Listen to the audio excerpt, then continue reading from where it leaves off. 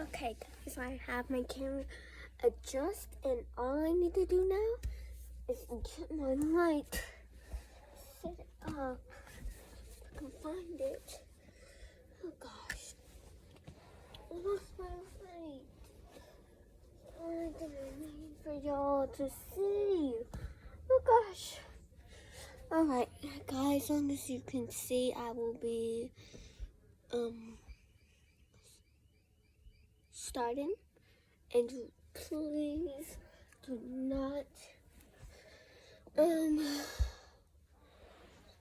worry about the background.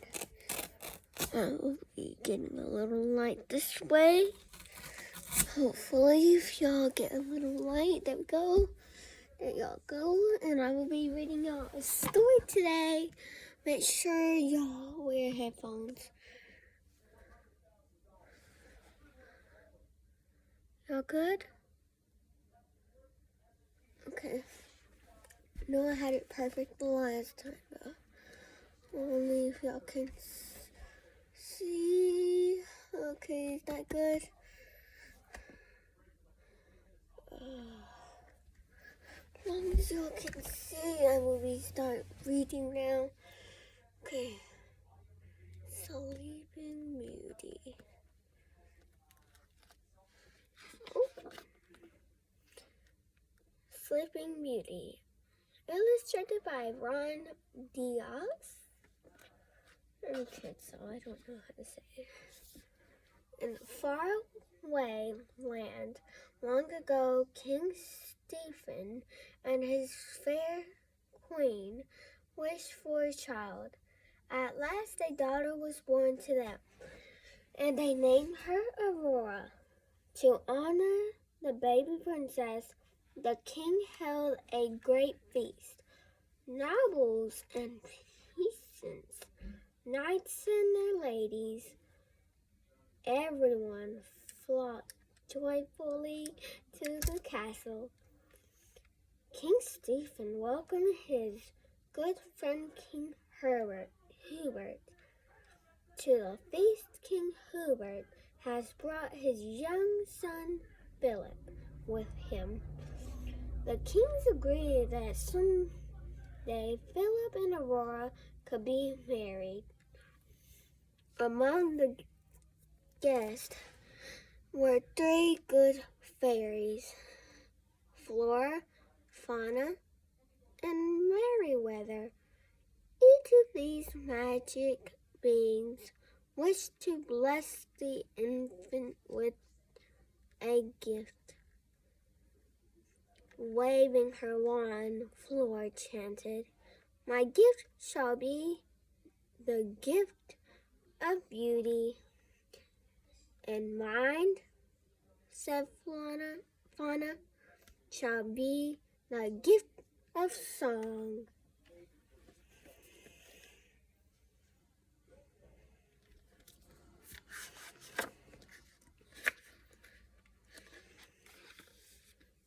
Merryweather's turn was next, but before she could speak, the castle doors flew open. Lightning flashed, thunder rumbled, a tiny flame appeared and grew quickly into the form of the evil witch Maleficent. Her pet raven was perched on her shoulder. Maleficent was furious. Maleficent was furious, for she hadn't been invited to the feast. Now she took revenge. "I too have a gift for the newborn babe," she sneered.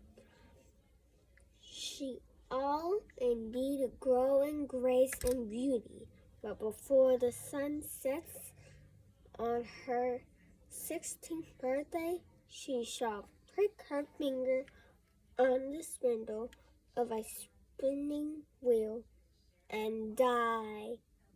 With a cruel laugh, the witch vanished. Everyone in the room was stricken.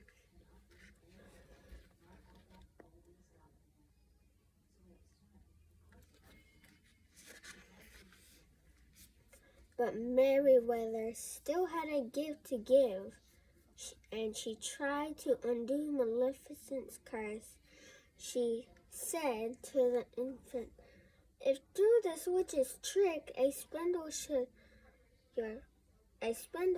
your finger prick, not in death, but just in sleep, the fateful prophecy you'll keep, and from this slumber you shall wake. When true love's kiss the spell shall break."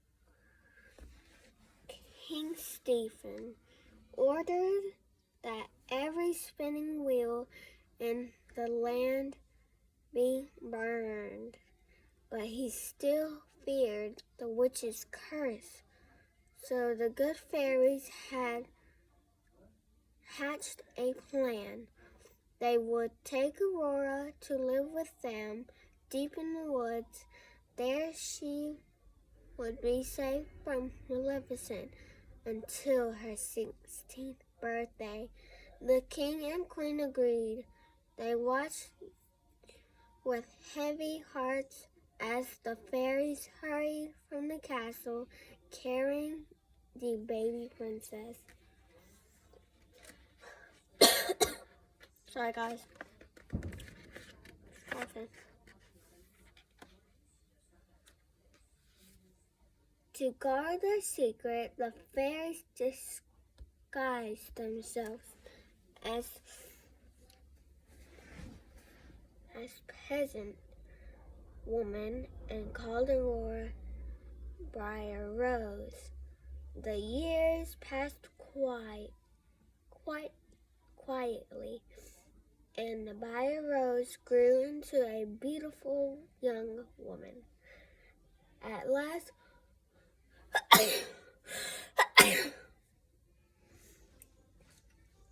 sorry guys. At last, the princess reached her 16th birthday. Planning a surprise, the fairies sent her out to pick berries. Fauna baked a cake for her, while the others sewed her gown. In a mossy glen, Briar Rose danced and sang with her friends, the birds and animals.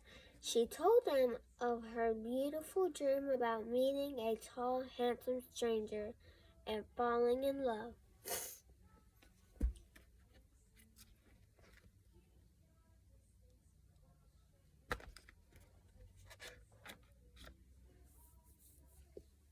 A handsome young man came riding by.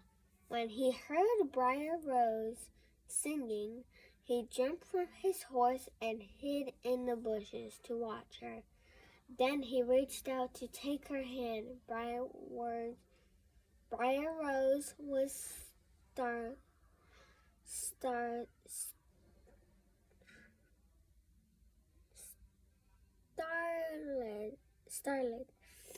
"I didn't mean to frighten you," the young man said, smiling, "but I feel as if we met before."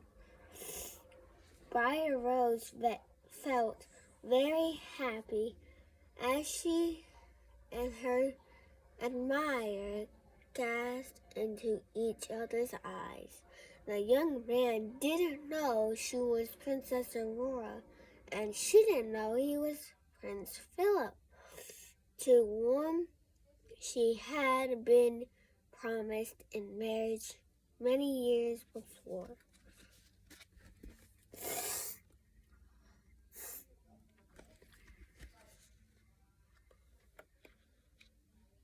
Back at the cottage, the fairies gave Briar Rose her birthday surprises. Then Briar Rose told them that she had fallen in love. "Impossible!" they cried. They told her the truth at last. that she was a royal princess, promised at birth to be married to a prince. Now it was time for her to return home. So poor Aurora was led away, pinning for her handsome stranger. Maleficent's raven, perched on the chimney of the cottage, had heard everything. It flew off to warn Maleficent that the princess was finally returning to her rightful home. Maleficent sped to the castle.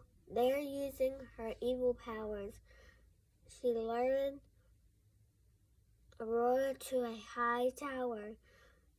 In the tiny room, a spinning wheel suddenly appeared. "Touch the spindle," hissed Maleficent. "Touch it, I say."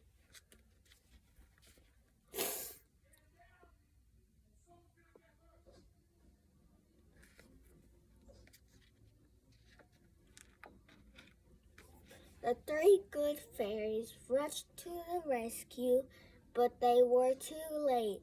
Aurora had touched the sharp spindle and instantly fallen into a deep sleep. Maleficent's curse, softened by merry weather, had come true. Now, with a harsh laugh, the witch vanished.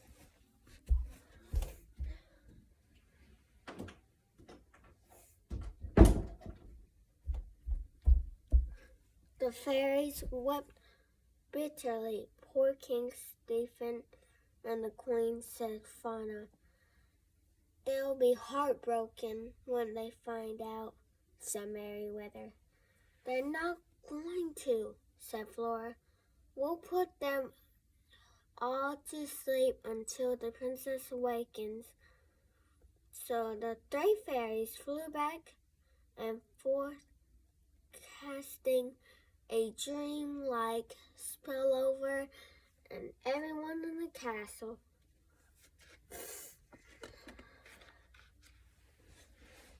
Meanwhile, the witch had captured Philip and chained him in her dungeon. To think she gloated that in the topmost tower of King Stephen's castle, in the sleep Princess Aurora, who, as Briar Rose, won her heart yesterday, she can be awakened only by her true love's kiss. But you will never find her. Maleficent laughed evilly as she went out. Soon after she had gone, the fairies suddenly appeared in the dungeon. They magically freed the Prince Philip from his chains. Arming Philip with the shield of virtue and the sword of truth, the fairies sent him racing to the castle to awaken the princess. The witch, seeing Philip escaping, fiercely tried to stop him. She hurled heavy bounders at him, but the brave prince rode on. When Philip reached Aurora's castle, Maleficent caused a forest of thorns to grow up all around it. Philip angrily hacked the thorns aside with his sword.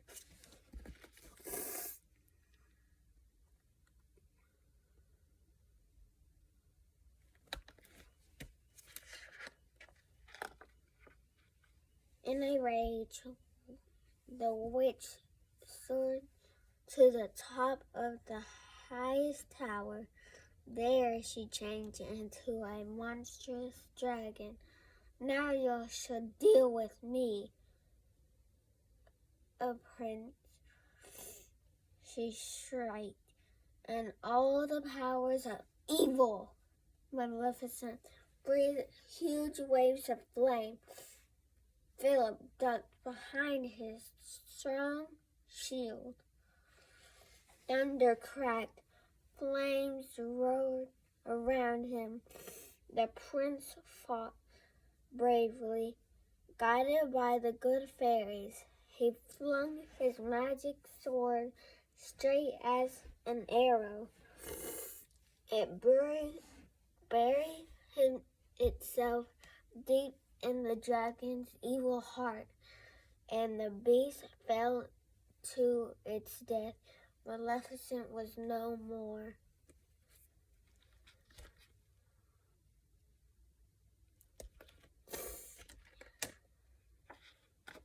Philip raced to the tower where his love lay sleeping. Gently he kissed her. Aurora's eyes slowly opened. She was awake. Then everyone else awoke. Smiling, the king and queen were overjoyed to see Aurora again. They were delighted to find that their daughter and King Herbert's son were in love. Gee.